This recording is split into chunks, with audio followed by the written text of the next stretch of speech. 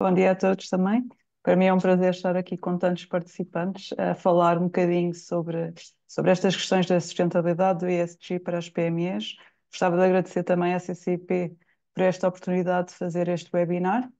Ah, Este webinar, pronto, tem a duração de 1 hora, onde vamos tentar, de forma rápida, mas abrangente, falar um bocadinho sobre os conceitos atuais do que é a sustentabilidade, o ESG, de que forma é que estes desafios também se aplicam às empresas e quais é que são as principais motivações no âmbito mais corporativo, e depois então concretizar quais é que serão os passos da jornada de sustentabilidade para as PME e para as empresas no geral.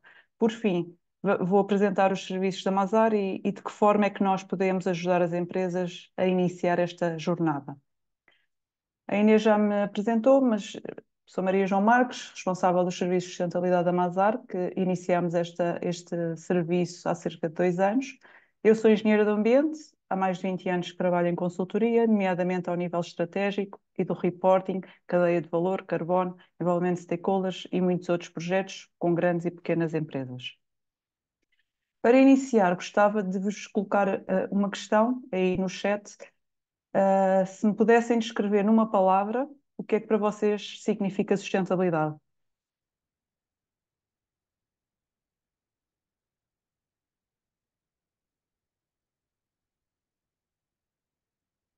Futuro, resiliência, equilíbrio, longevidade, responsabilidade, sobrevivência, respeito, continuidade, gestão de energia, futuro, equilíbrio, uso dos recursos, segurança, futuro, oportunidade, sobrevivência, longevidade, consciência, estabilidade, futuro, eficiência.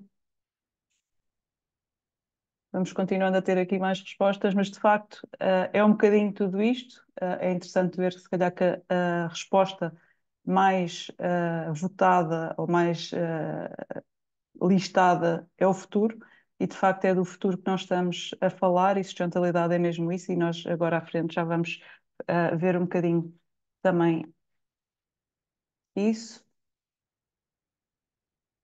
Portanto, a sustentabilidade ou ESG tem três componentes essenciais. Por um lado, a ambiental, que é aquela que há mais tempo tem vindo a ser cuidada pelas empresas, também por toda a regulamentação que existe em torno destas questões e também muito por causa da questão das alterações climáticas, que nós mais à frente já vamos ver também toda a regulamentação que tem vindo a ser colocada às empresas sobre estas questões, obrigou as empresas mais cedo a trabalhar esta componente ambiental, e muitas vezes, quando se pensa em sustentabilidade, pensa-se apenas no ambiente, mas não é apenas o ambiente, e desde que foi então o Covid e agora com estas guerras, a comunicação social tem vindo também a ter aqui um papel preponderante, não só a parte interna, ou seja, promover a igualdade, a equidade e o bem-estar dos colaboradores, nomeadamente a saúde mental, mas também toda a parte externa, o envolvimento com as comunidades é cada vez mais importante. Depois temos aqui o pilar económico barra governação. Inicialmente falava-se mais em económico, mas todas as empresas trabalham, no fundo, para dar lucro, e esta questão já é normalmente endereçada pelas empresas. Surge aqui a questão da governance, porque as empresas também têm que ser responsáveis e, portanto, tudo o que tem a ver com a ética, com a responsabilidade, com a gestão do risco, com a forma como a empresa, no fundo, está organizada e consegue depois implementar e gerir as questões ambientais e sociais, tem vindo a ser cada vez mais importante, e as empresas estão cada vez mais a ser observadas no seu papel e no seu desempenho nestas três componentes. Falamos de sustentabilidade há muito tempo. Na realidade, há cerca de 50 anos que já andamos a falar sobre estas questões, desde 1972, em que o casal Meadows escreveu um livro sobre os limites do crescimento, em que eles estudavam o aumento da população e conseguiram perceber já naquela altura que o planeta não iria conseguir ter recursos suficientes para a população, para o crescimento da população que estava previsto. Em 1987, a primeira-ministra da Noruega, numa reunião internacional, veio definir então aqui o primeiro conceito de desenvolvimento sustentável, foi a senhora Gro Brundtland, ficou conhecido no relatório do nosso futuro comum, em que ela definiu o desenvolvimento sustentável como aquele que não compromete as gerações futuras. No fundo, é como se nós tivéssemos hoje a gerir algo que herdámos dos nossos netos. E se calhar se as empresas tivessem um bocadinho aqui este mindset, esta filosofia, talvez tratassem melhor do presente, porque ele já está bastante comprometido e por isso mesmo as Nações Unidas já desde 92 fazem reuniões internacionais focadas neste tema. Em 92 foi a grande Cimeira da Terra, em que se começaram a definir algumas questões relacionadas com o desenvolvimento e com o ambiente. Estas reuniões são cada vez mais frequentes, agora até muito focadas nas questões das alterações climáticas. Tivemos há pouco tempo a COP no Dubai e, portanto, este panorama internacional e esta necessidade de resolver estes problemas internacionais de uma forma transversal tem sido muito permanente e tem sido muito direcionada para os países. Tanto que em 2000 as Nações Unidas definiram aqui 8 objetivos do milénio, em que se focavam em grandes áreas que precisavam, de facto, de uma intervenção ao nível internacional para resolver questões tão graves como a fome, ou como a mortalidade infantil, mas estes objetivos não tinham metas, portanto foi difícil implementar e foi difícil conseguir medir este desempenho. Foi então que surgiu em 2015 os Objetivos de Desenvolvimento Sustentável, os famosos ODS, que são 17 e que trazem aqui mais temas, são muito mais abrangentes. Eles estão organizados por P's, no fundo, as pessoas, o planeta, as parcerias, a paz, e traz aqui este ODS 17 relacionado realmente com as parcerias, porque já se percebeu que se as empresas, se os governos, se os cidadãos não colaborarem, é impossível atingir estes objetivos. Estes objetivos têm metas associadas, o que torna mais fácil o seu cumprimento. Elas são 169, são muitas. Esta década, até 2030, foi definida como a década da ação.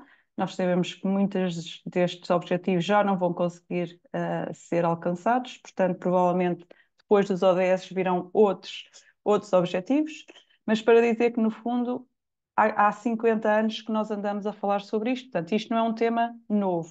Inicialmente falou-se mais sobre desenvolvimento sustentável, depois sobre sustentabilidade, agora fala-se muito neste termo ESG, que representa o ambiente, o social e o governance, porque na realidade isto é tudo a mesma coisa.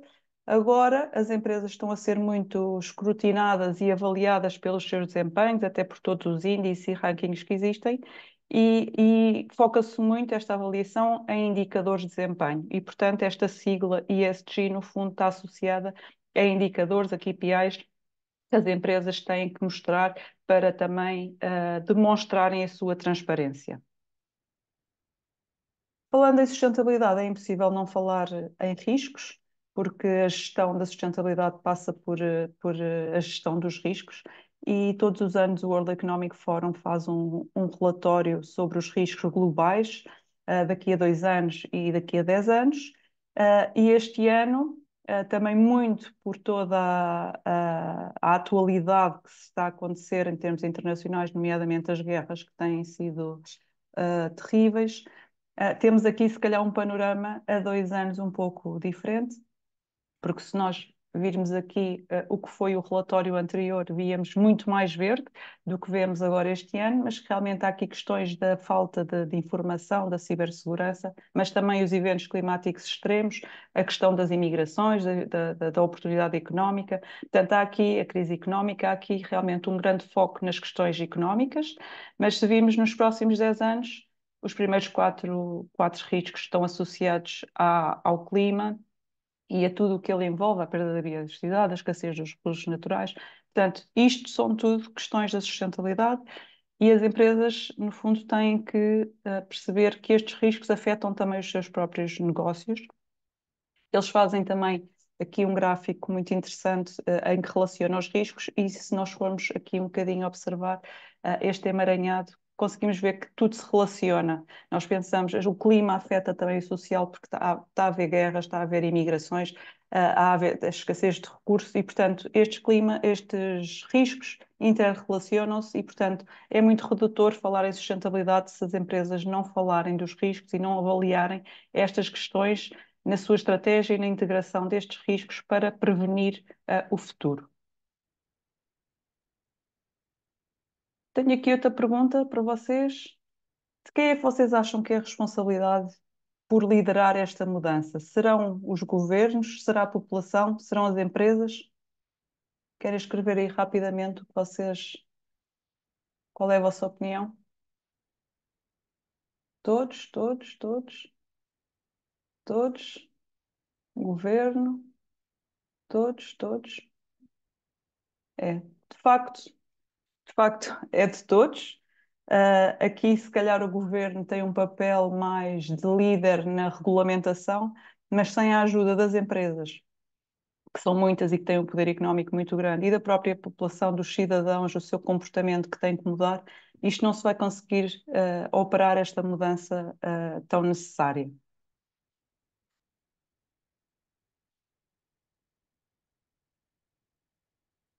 Portanto, os mindsets vão ter que mudar para transformar esta questão a ritmo e a uma escala necessárias. Nós estamos a correr um bocadinho contra o tempo. Todos os dias vemos na televisão notícias relacionadas com as questões das alterações climáticas, a guerra que são cada vez mais e não terminam. E, portanto, há que reinventar aqui um bocadinho o capitalismo. As empresas têm que impulsionar e têm que pensar nos seus negócios de uma forma diferente para apoiar também a prosperidade social, ambiental e também a empresarial, o negócio no longo prazo. Não podemos olhar para estas questões no curto prazo, nós estamos habituados a querer resultados muito rápidos, mas nestas questões da sustentabilidade, como o próprio nome indica, não é?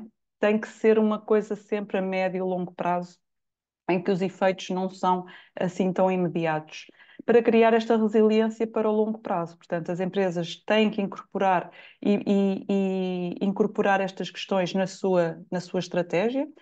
Eu não gosto de falar em estratégia de sustentabilidade, gosto de falar em integrar as questões da sustentabilidade na estratégia das empresas, porque as empresas não podem ter duas estratégias, têm sim que integrar estas questões na sua estratégia de negócios e fazer um plano de ação que incorpore tudo isto, porque no fundo ser sustentável é ser responsável.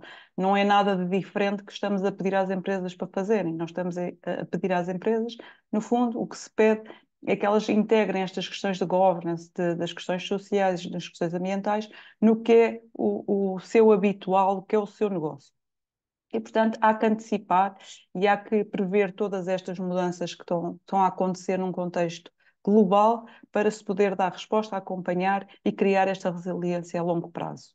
E, por outro lado, é preciso haver aqui também este pensamento regenerativo. As empresas têm que ir para além daquele mindset de não fazer o mal. Já não chega a não fazer o mal, mas tem que se fazer o bem para o mundo e, portanto, isto é preciso integrar as questões também sociais e ambientais, ser responsável e construir esta capacidade para prosperar e para evoluir, porque só assim é que se vão conseguir um bocadinho sobreviver a tudo o que está a acontecer nos nossos tempos.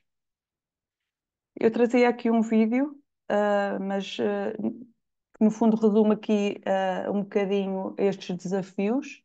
Se calhar vou passá-lo. Depois digam-me se tiverem a ouvir. Evolution is a natural thing for humankind. 300,000 years have gone by, and our inventions have allowed us to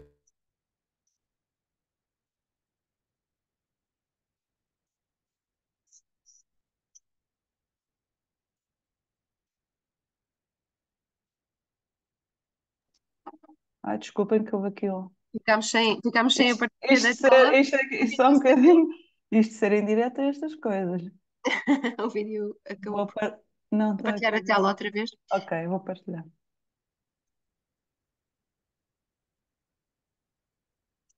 Ups.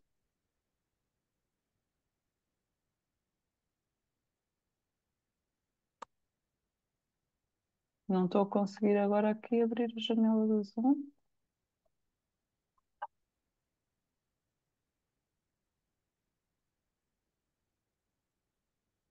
Desculpem.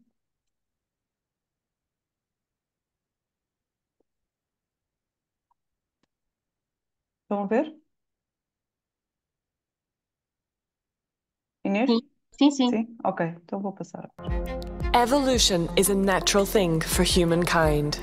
300,000 years have gone by, and our inventions have allowed us to master agriculture and animal production, power the factories, trains, and ships that drove the Industrial Revolution, create liberal democracies and the rule of law, develop medicine and cures for diseases, make knowledge accessible and searchable, learn to work collaboratively in complex organizations, and turn our craft-based economy into a mass market one.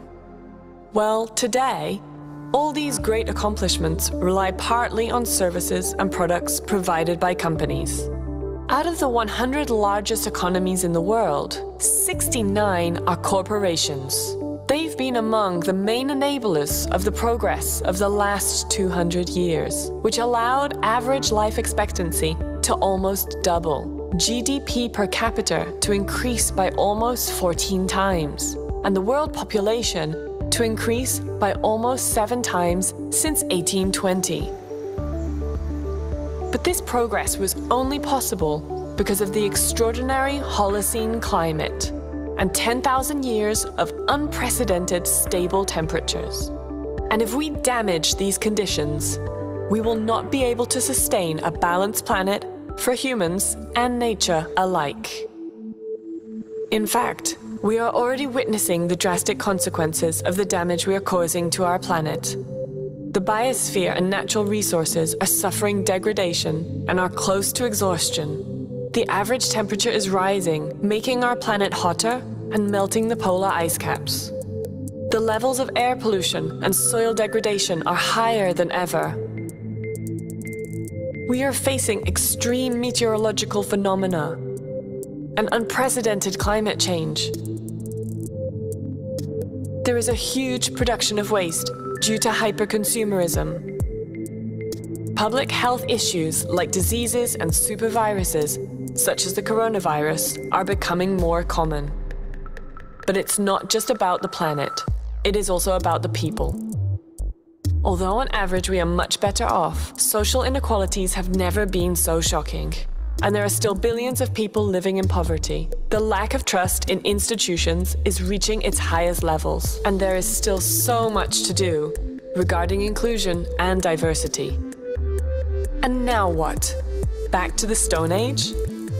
Or will the world and companies be able to reinvent themselves, responding to challenges like the commitments we approved in 2015? Such as the Paris Agreement and the Sustainable Development Goals, or the European Green Deal in 2020. How? By becoming sustainable companies, which requires embracing the 4 Ps. People. In a sustainable world, no one is left behind, and everyone is given what it takes to thrive. Is your company paying the fair price to suppliers and cooperating with the relevant stakeholders? Empowering your workers and giving them the conditions they need and deserve to prosper?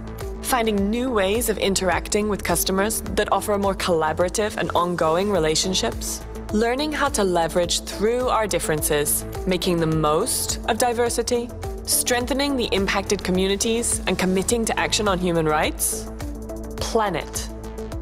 Sustainability requires companies to move beyond a doing no harm mindset to one in which our environmental systems can heal and flourish. Is your company using water, energy, and raw materials in the most efficient way, drastically reducing its waste and investing in new circular solutions? Answering the call for carbon neutrality and paying for the ecosystem services that nature provides? Is your company ready to recognize the planetary boundaries and embrace a regenerative mindset? Profit. We need to reinvent capitalism and reward true value creation. Is your company accounting for and reporting on environmental, social, and governance risks? Stretching its time horizons to the long term? Internalizing its social and ecological externalities? Investing in disruptive innovation that provides solutions to sustainability's challenges? Shifting your business model from selling products to selling services, from ownership to enjoyment, and selling high-quality, durable products? Purpose.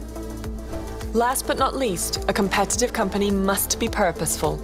Is your company trying to shift from the best company in the world to the best company for the world, leading with purpose and values, offering its stakeholders a clear and inspirational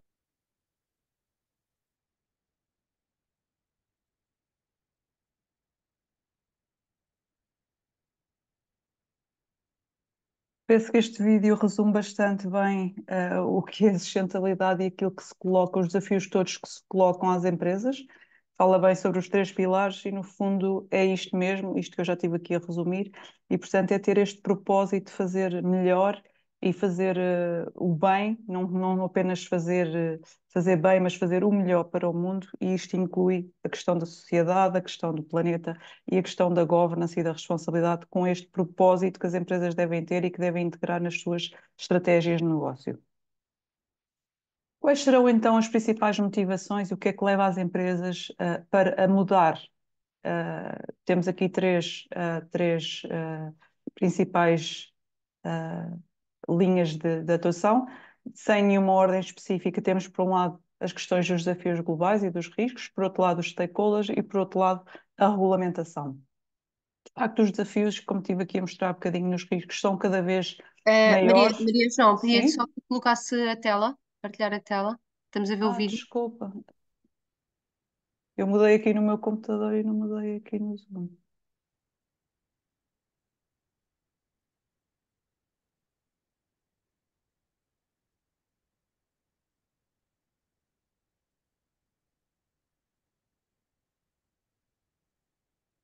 Ai, estou habituada a trabalhar no Teams e para mim o Zoom.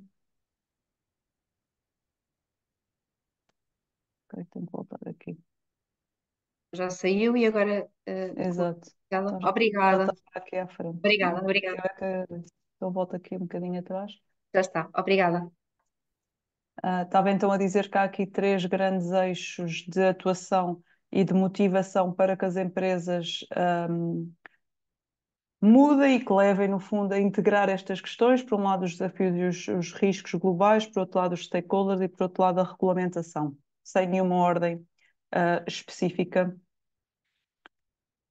Relativamente aos desafios globais, nós já tivemos a ver que este contexto global, de facto, influencia os negócios e pode influenciar as empresas em toda a sua cadeia de valor. Tivemos aqui dois acontecimentos muito importantes, o Covid e agora as guerras, e que algumas empresas, de certeza que já sentiram aqui esta disrupção, falta de matérias-primas, falta de resposta dos fornecedores, e, portanto, este contexto global vai influenciar a gestão do seu negócio e, portanto, é preciso gerir e mitigar estes impactos, estes riscos e aquilo que se coloca também em termos financeiros no médio e longo prazo. Estes desafios levam a que as empresas tenham que sair um bocadinho fora do seu local, não é? A empresa não funciona só ali no sítio onde opera.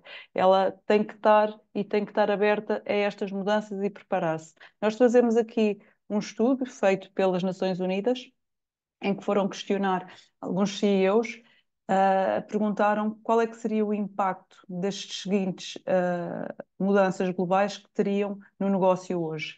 E, portanto, ou seja, foram perguntar quais é que seriam os principais riscos e vê-se aqui que todos eles são questões relacionadas com a sustentabilidade. Temos aqui à cabeça a questão da inflação, muito por causa da guerra, mas temos aqui a escassez de recursos, a ameaça à saúde pública, as alterações climáticas, a falta de competências para o futuro de trabalho, a questão das guerras, a polarização também política, os ciberataques, a escassez de recursos. Portanto, todas estas questões que, no fundo, os CEOs já começam a reconhecer que têm cada vez mais impacto nos seus negócios.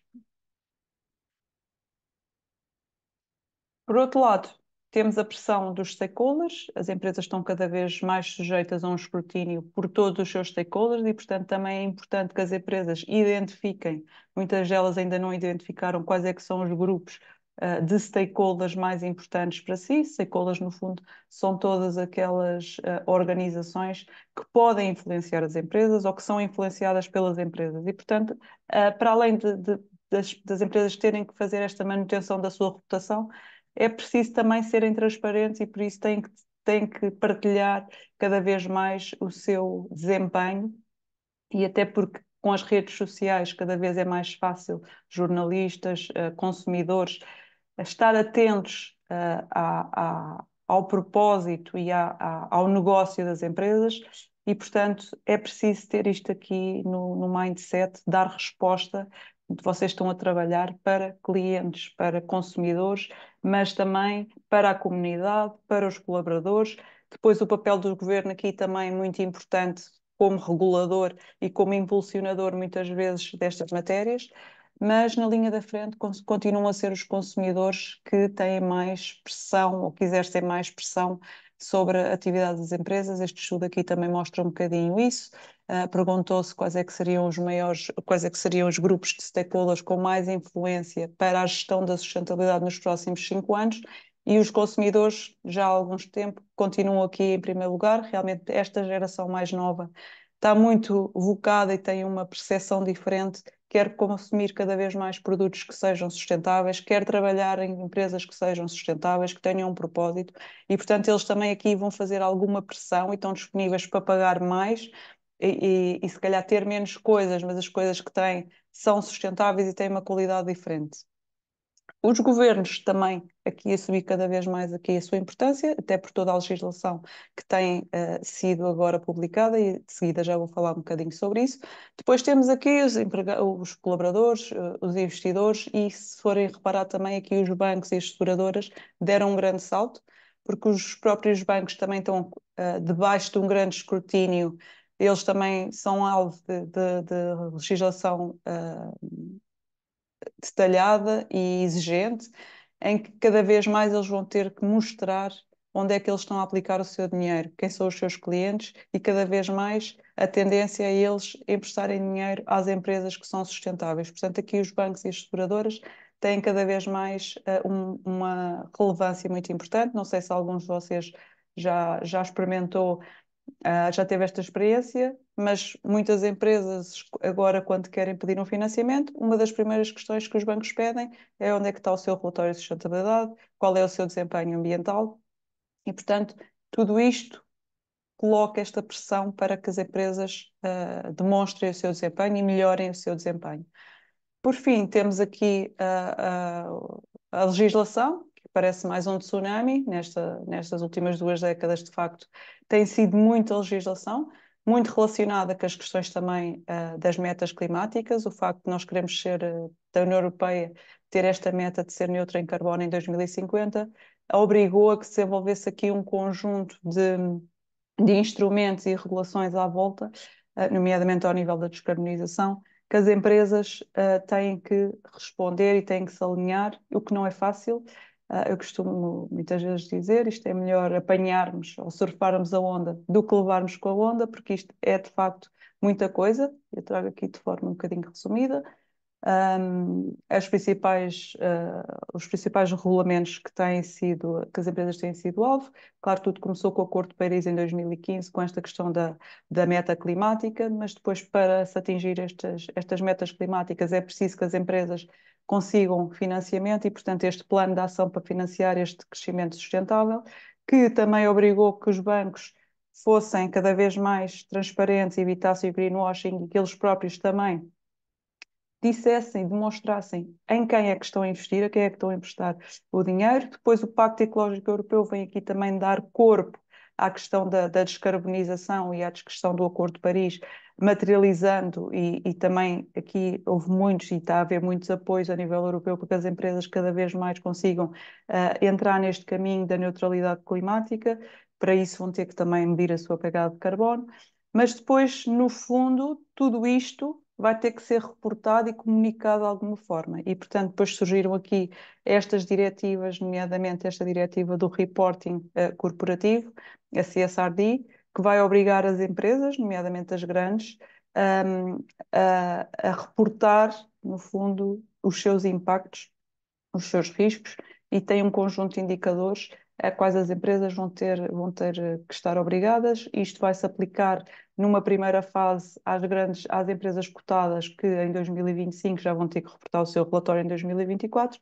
Depois as outras grandes empresas, que são com mais de 250 colaboradores, mais de 20 milhões, 40 milhões de volume de negócios, ou 20 milhões de ativo líquido. E em 2026 já há um guia para as PMEs. Não vai ser obrigatório de forma direta, mas já há aqui, no fundo, uma tendência também para obrigar ou para levar para as pequenas e médias empresas também entrem neste caminho do reporting. Está para sair uma diretiva já, uma proposta relativa à due diligence na cadeia de valor. Esta aqui vai-se aplicar a quase todas as empresas. É preciso mostrar como é que as empresas gerem os impactos e os riscos ao longo da cadeia de valor. Nós sabemos que produzimos em Portugal, mas que as matérias-primas provavelmente vêm da Ásia e não basta dizer que temos um código de conduta. É preciso demonstrar esta avaliação, que foi feita esta avaliação de riscos ao longo de toda a cadeia de valor, e é preciso, através de auditorias e de outros mecanismos, as empresas mostrarem que realmente não estão a ter impactos negativos na sua cadeia de valor. Porque se as empresas querem ser sustentáveis, têm que trabalhar também com fornecedores sustentáveis, têm que ter matérias-primas sustentáveis, portanto, isto acaba por ser aqui indiretamente apanha todas as empresas e por isso eu trago aqui também esta questão da cadeia de valor, porque muitas vezes as empresas focam-se apenas naquilo que fazem e podem ser, neste caso, podem ser fabricantes, mas também podem ser transportadores ou fornecedores. E é muito importante, e o que esta diretiva vem, e também já a própria diretiva de reporting, obriga que as empresas não comuniquem e não se foquem apenas naquilo que fazem, porque para o seu produto, para aquilo que para a sua atividade ser sustentável, é importante olhar a montante e a jusante, porque para o cliente, para no final do dia termos um produto sustentável, toda esta cadeia de fornecedores também tem que ser sustentável. Nós não podemos olhar apenas para aquilo que nós fazemos e temos cada vez mais trabalhar em parceria, contribuir, ajudar também os nossos fornecedores, ajudar as nossas transportadoras a ter todos nós um percurso mais sustentável, que não, no fundo que também não tenha este impacto nos direitos humanos e nestas questões ambientais. Para resumir um bocadinho aqui esta questão das empresas, podemos falar se calhar em quatro grandes eixos. Por um lado, ter cada vez mais modelos de negócio que permitam produtos e serviços mais sustentáveis e por isso é preciso atuar a nível estratégico, é preciso que as empresas adotem os seus e mudem os seus modelos de negócios para algo mais sustentável, que estabeleçam metas, que tenham critérios de investimento, como falámos um bocadinho nos bancos, vocês vão sentir cada vez mais que as empresas com melhor desempenho em termos de sustentabilidade são aquelas que vão ter mais facilmente acesso ao crédito e a ter condições melhores. E, portanto, por outro lado, é preciso olhar para a parte social, para a força de trabalho, para o capital humano, como uma prioridade. Nós já vimos na pandemia muitas baixas, muitas doenças mentais, e, portanto, é preciso valorizar também os colaboradores por aquilo que fazem e dar-lhes as condições para que eles tenham bem-estar, não só no trabalho de saúde e segurança, mas também em termos psicológicos, até porque nós sabemos que somos uma população envelhecida, daqui a pouco tempo está-se tudo a reformar, médicos, professores, e estas novas gerações não têm este mesmo espírito e vão querer cada vez mais trabalhar noutras áreas, em serviços mais tecnológicos e, por outro lado, com outras condições. Eles não lhes interessa, se calhar, o subsídio da creche ou o horário de trabalho tão rígido. Eles querem outras coisas e as empresas têm que se adaptar também a todas estas mudanças ao nível social, não esquecendo também a parte de se contribuir e de se minimizar o impacto na comunidade, não é? Externa, a comunidade envolvente. Por outro lado, a questão da cadeia de valor, que já falámos aqui um bocadinho, é preciso realmente olhar para a cadeia de valor, avaliar os riscos, melhorar o seu desempenho. E, por fim, isto tudo acaba aqui pela questão também da gestão deste todo este ecossistema. É preciso fazer parcerias, trabalhar em conjunto para podermos todos melhorar o nosso desempenho dentro e fora do nosso ecossistema interno da empresa. Não sei se tem alguma questão, eu também esqueci de dizer que qualquer questão vocês podiam pôr no chat.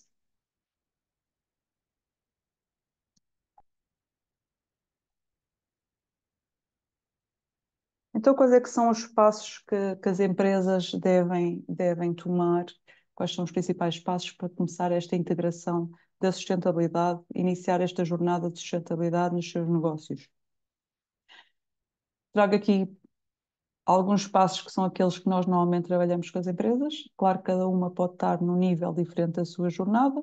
Nós aqui estamos a partir do princípio para uma empresa que está a partir do zero. Portanto, é muito importante saber a sua situação atual, seja fazer um diagnóstico e perceber na área ambiental, na área social, na área do governo, onde é que estão. E muitas vezes as empresas acham que estão no zero, mas não estão. As empresas têm já sempre, normalmente, práticas, boas práticas que estão a desenvolver, mas que muitas vezes não as relacionam com a sustentabilidade. É fundamental envolver e formar os colaboradores, porque muitas vezes as empresas até querem dar este passo de trabalhar a sustentabilidade, mas não estão minimamente informados e, portanto, de uma forma, se calhar, inicial, é bom criar uma equipa e fazer este envolvimento e esta formação do que é sustentabilidade e do que envolve, que mudança é que tem que haver no mindset dos colaboradores e em toda a empresa para se conseguir alcançar estes objetivos. Porque a sustentabilidade, como há bocadinho já disse, é uma questão transversal, não é uma questão da direção de sustentabilidade ou da direção do ambiente ou dos recursos humanos. Ela é muito transversal porque ela abrange muitas áreas e, portanto, esta equipa e estes colaboradores, as compras, os fornecedores, a área financeira, a segurança e saúde, o ambiente, a parte económica, o financeiro, portanto, isto é um trabalho muito transversal porque implica muitas informações diversas, implica também um trabalho de equipa, porque nós, se calhar, para implementarmos uma mudança a nível ambiental, vamos precisar também do apoio dos financeiros para ver se há um orçamento ou não. E, portanto, é fundamental envolver e formar os colaboradores num processo inicial.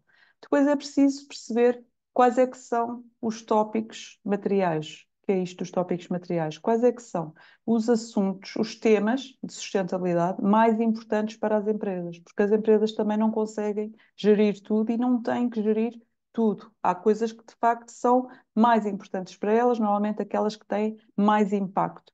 Isto vem descrito também na diretiva, é uma exigência, ou seja, nós para fazermos esta descoberta de quais é que são os assuntos mais importantes, temos que fazer uma análise de materialidade. Esta análise de materialidade, numa primeira fase, faz-se através de um benchmarking, de uma análise de tendências, em que nós chegamos a uma lista de alguns tópicos importantes, o consumo da água, a higiene e segurança, depende um bocadinho do setor de atividade da empresa, mas temos aqui uma lista inicial que depois tem que ser avaliada com os stakeholders externos, mas também muito com a parte interna da empresa, perceber o que é que tem mais impacto na empresa para fora, porque agora há esta questão de se ter uma análise de dupla materialidade, em que é preciso avaliar o impacto da empresa de dentro para fora, ou seja, como é que a empresa impacta no ambiente, na sociedade, na comunidade, nas pessoas, e, portanto, é preciso fazer esta avaliação. Por outro lado, é preciso perceber de que forma é que, por exemplo, as alterações climáticas vão ter impacto na minha empresa, nomeadamente ao nível da geração de valor em termos económicos. E isto faz-se muito por fazer uma avaliação de riscos e de oportunidades. Muitas empresas até já estão a gerir, ou pensam que estão a gerir, e já têm a pegada de carbono, mas se calhar nunca pensaram. Se daqui a um tempo não houver água, isto é um efeito das alterações climáticas, o que é que vai acontecer ao meu negócio? Eu estou preparado para que haja uma escassez de água daqui a um ano, 2 anos, se houver um incêndio, se houver uma escassez, se houver um Covid e não tiver outra vez matérias-primas, estou a considerar isto?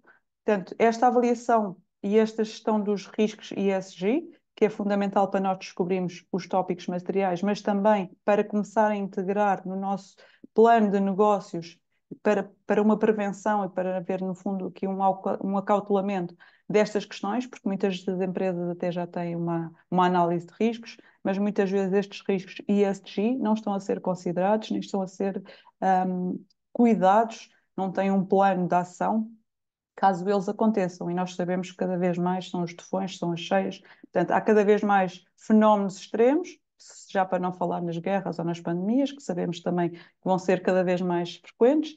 E, portanto, é preciso avaliar, gerir estes riscos. E depois sabermos quais é que são os nossos tópicos materiais, aquilo que é mais importante e aquilo que nós nos temos que focar, é preciso começar a monitorizar e saber qual é que é o nosso desempenho. E, portanto, é preciso definir indicadores de desempenho nestas áreas e começar gradualmente a medi-las. Para quê? Para nós podermos também depois traçar uma agenda de sustentabilidade com compromissos, objetivos e metas. Portanto, as empresas, cada vez mais também vai ser requerido. Qual é o desempenho? Nós sabemos o nosso desempenho, ok, mas para onde é que nós queremos ir? Temos objetivos? Temos metas concretas? Estão alinhados com os ODS? Porque os ODS já têm um conjunto de indicadores que muitas vezes pode ser o ponto de partida para esta definição estratégica das empresas, estar alinhada, alinhar os seus tópicos materiais com estes objetivos de desenvolvimento sustentável e definir os seus indicadores já em função também das metas que estão definidas nos ODS e eu saber para onde é que eu vou, quanto é que eu posso reduzir. Isto faz-se muito com o trabalho de equipa da empresa. Nós podemos ver o que é que os outros internacionalmente e nacionalmente, os melhores estão a fazer, como é que estão a fazer, quais são os seus objetivos, isso é a base, mas depois a empresa internamente tem que avaliar as suas capacidades e definir as suas metas concretizáveis, não é? Que sejam mensuráveis e que possam então permitir à empresa evoluir positivamente ou negativamente no início, às vezes pode não ser de forma tão positiva, mas é essencial que toda a empresa esteja comprometida, que sejam objetivos e metas reais e que consigam demonstrar como é que estão a evoluir e o que é que estão a fazer internamente com projetos para conseguir alcançar esses objetivos.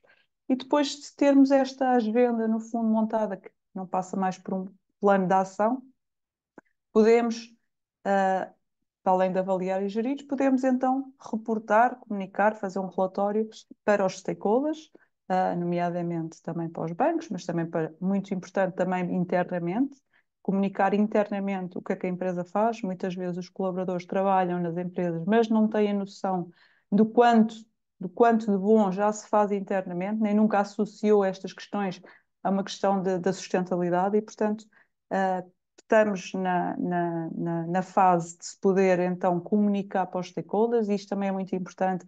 Muitas vezes as empresas têm boas práticas, mas nós vamos aos sites, não está nada, não fala nada de sustentabilidade, e vocês sabem que agora o principal via de comunicação à internet, e nós quando queremos saber alguma coisa das empresas, vamos logo à internet, nós próprios fazemos sempre, nos nossos clientes, reuniões que temos, vamos logo ver o que é que a empresa tem, e muitas vezes não tem nenhum separador de sustentabilidade ou de responsabilidade, e portanto é essencial que se comunique para mostrar também e para melhorar também, no fundo, a imagem da empresa e comunicar ao mundo aquilo que vocês estão a fazer, porque a ideia aqui está no fim, mas no fundo pode ser no início, não é? Há que ter esta ambição e este propósito e saber para onde é que vocês querem ir. Isto aqui, de uma forma mais esquemática, portanto, iniciar com um diagnóstico para se saber a situação atual, envolver os colaboradores, é essencial, depois fazer então aqui uma análise de materialidade para descobrir os temas mais relevantes, avaliar os riscos, e geri-los, não é? Integrá-los já com os outros riscos, com a avaliação de risco que a empresa já tem.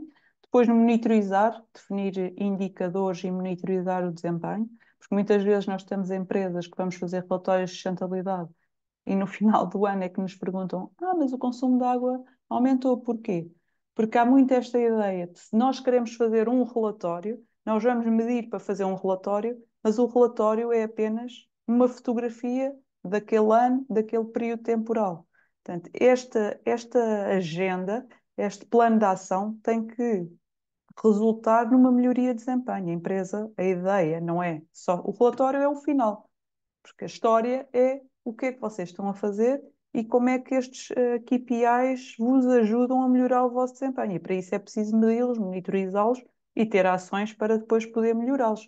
Porque se estamos a olhar para estes indicadores uma vez por ano, quando vamos fazer um relatório no final, isso não vai melhorar em nada e depois vai ser muito difícil conseguir mudar este rumo e explicar porque é que não melhoraram e justificar, porque se não houver realmente este plano concreto, é difícil depois contar esta história. E pronto, no fim, esta comunicação, esta avaliação, gestão de desempenho, pode ser para os stakeholders em geral ou pode ser para um stakeholder em concreto, como os bancos, por exemplo, e ter esta ambição e propósito, que no fundo está no fim, mas também está no início. Não sei se tem alguma pergunta.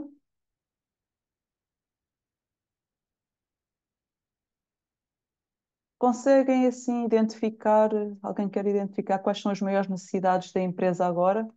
Face aqui a este plano que eu apresentei.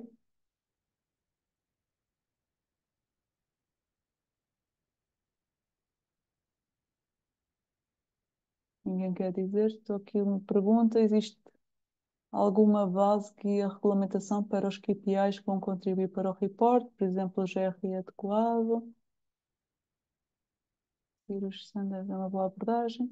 Sim, posso falar aqui um bocadinho sobre o GRI. O GRI é o Global Reporting Initiative, é o standard mais utilizado internacionalmente para fazer relatórios de sustentabilidade, já tem mais de 20 anos, e está muito alinhado com as novas diretivas europeias para o reporting corporativo. Só que o GRI é de uma forma voluntária, este agora vai ser obrigatório para determinadas empresas. Eles estão muito alinhados. O GRI já tem uma boa base de indicadores também, de ambiente, de económicos, sociais e de governance. Também exige uma análise de materialidade, mas quem está agora abrangido pela nova diretiva, e mesmo quem não está abrangido pela nova diretiva, porque imaginem, vocês não estão abrangidos, são uma média empresa, mas têm um cliente grande que está abrangido.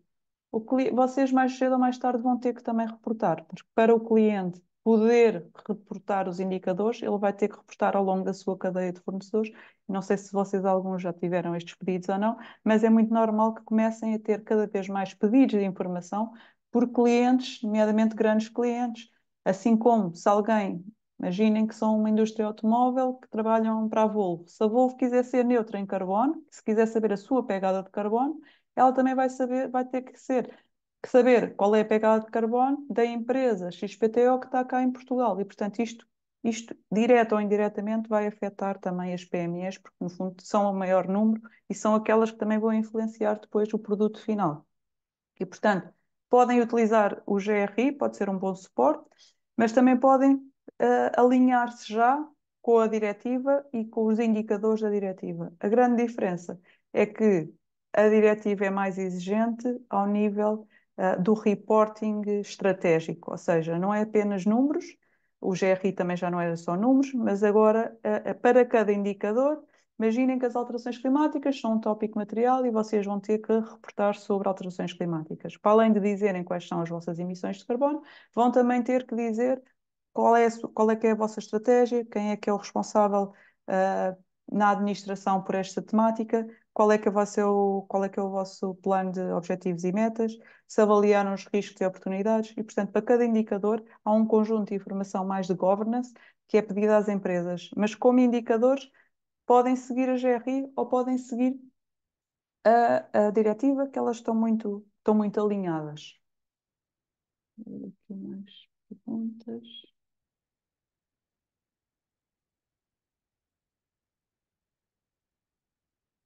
Ok, temos aqui o Miguel a dizer que tem uma empresa de 6 pessoas que fez um relatório de sustentabilidade no final de 23, foi bem avaliado pela Ecovadis. Se alguém quiser este relatório, solicite.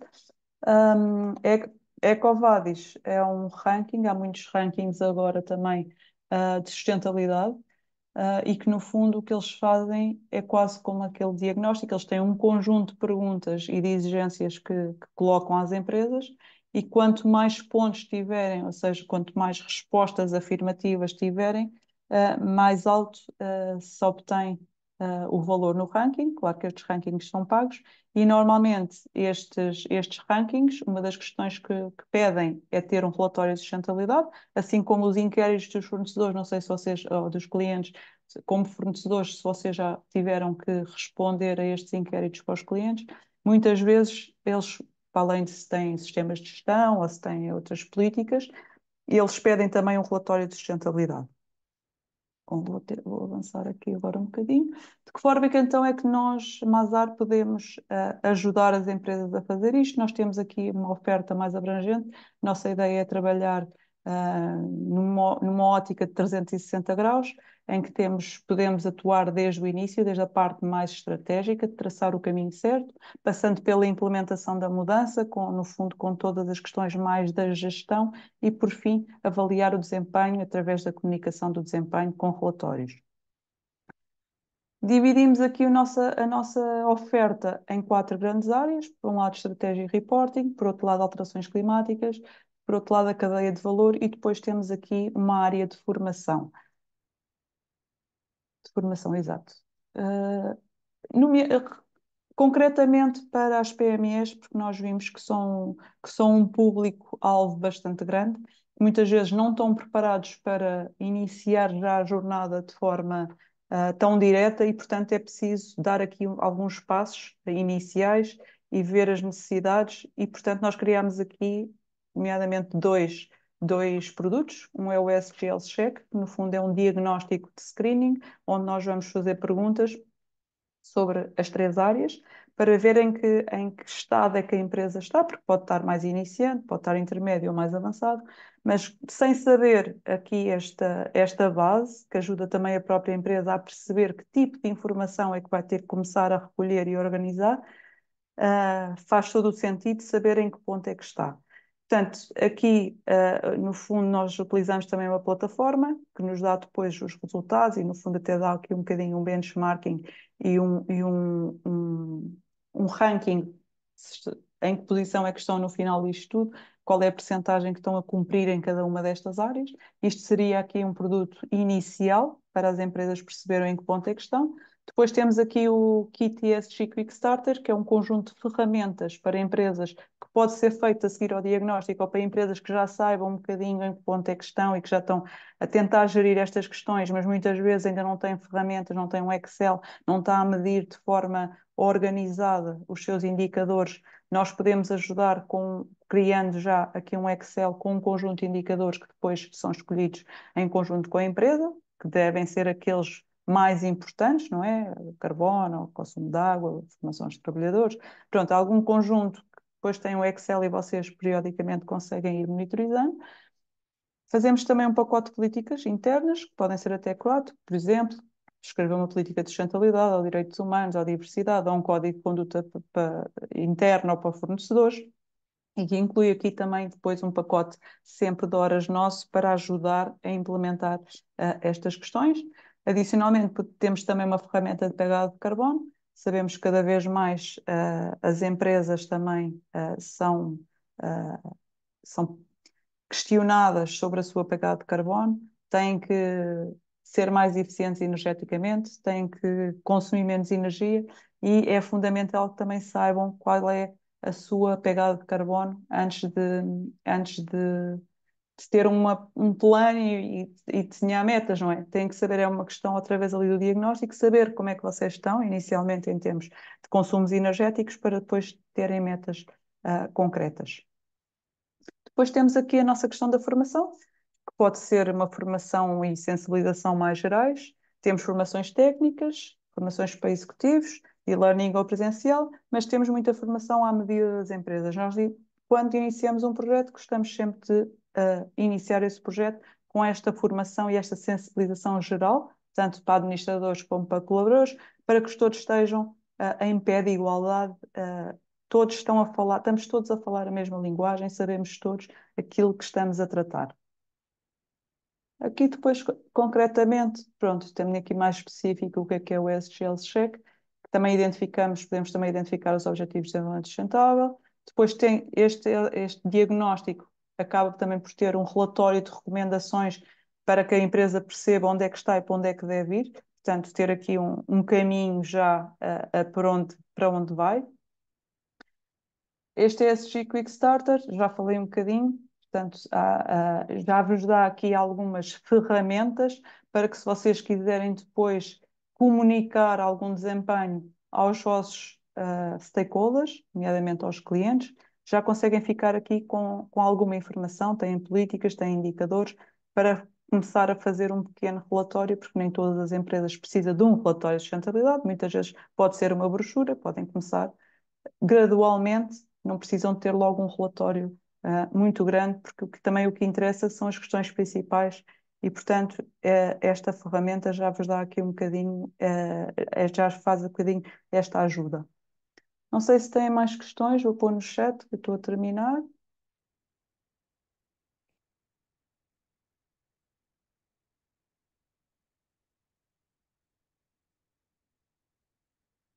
Ok, aqui estão a perguntar.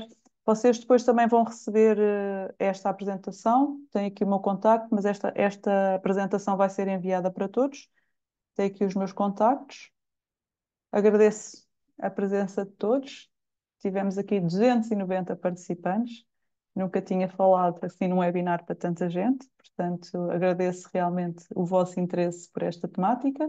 Sei que isto também é curto, uma hora é curto para falar sobre tantas coisas, espero-vos ter ajudado a ter aqui algumas noções. Qualquer dúvida, depois podem-me contactar ou responder ao e-mail que a Inês, que a CCIP depois vai enviar sobre esta apresentação.